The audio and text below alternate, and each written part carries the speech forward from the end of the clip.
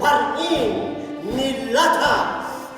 زیر ای ابرمردی بیداربخت، زیر این چنین مسند و تاج و تخت. گویا عربی شب و روز فردوسی برای ما شما آمدن شد.